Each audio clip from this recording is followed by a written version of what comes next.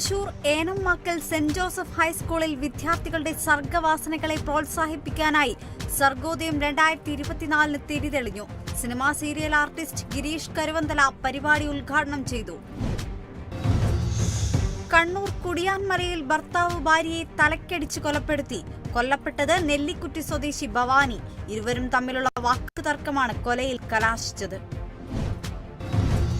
തൃശൂർ പുന്നയൂർക്കുളത്ത് കാറ്റാടിമരം തലയിൽ വീണ് പരിക്കേറ്റ് ചികിത്സയിലായിരുന്ന യുവതി മരിച്ചു. മരിച്ചത് പാപ്പാടി സ്വദേശി ഫാത്തിമ. നാളികേരം പറിക്കാൻ ശ്രമിക്കുന്നതിനിടെ സമീപത്തെ കാറ്റാടിമരം കടപുഴകി ദേഹത്തേക്ക് വീഴുകയായിരുന്നു.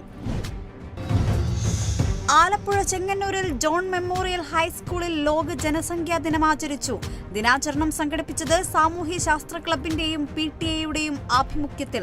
ജനസംഖ്യാ വർധനവ് മൂലമുണ്ടാക്കുന്ന പ്രശ്നങ്ങളെക്കുറിച്ച് വിദ്യാർത്ഥികൾക്ക് ബോധവൽക്കരണം നടത്തി. പാലാ ഈരാറ്റുപേട്ട റൂട്ടിൽ കാറും ബൈക്കും കൂട്ടിയിടിച്ച് യുവാവ് മരിച്ചു. മരിച്ചത് കളത്തൂക്കടവ് സ്വദേശി എബിൻ ജോസഫ്. മറ്റൊരു വാഹനത്തെ ഓവർടേക്ക് ചെയ്യുന്നതിനിടയിൽ ബൈക്ക് എതിർദിശയിലെത്തിയ കാറിലിരിക്കുകയായിരുന്നു. 13 വയസ്സുകാരിക്ക് നേരെ ലൈംഗിക അതിക്രമം നടത്തിയ സംഭവത്തിൽ 63-കാരൻ അറസ്റ്റിലായത് ചിറക്കൽ സ്വദേശി ഉമ്മർ.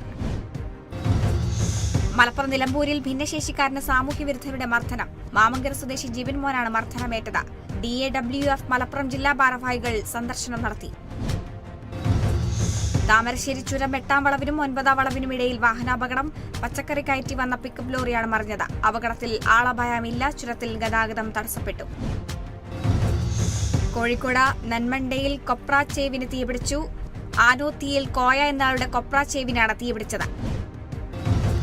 തൃശൂരിൽ കനത്ത മഴയിൽ റോഡിന് കുറുകെ വീണ തെങ്ങിൽ ബൈക്കിടിച്ച് ചികിത്സയിലായിരുന്ന ബസ് ഡ്രൈവർ മരിച്ചു. മരിച്ചത് അരിമ്പൂർ സ്വദേശി നിജിൻ.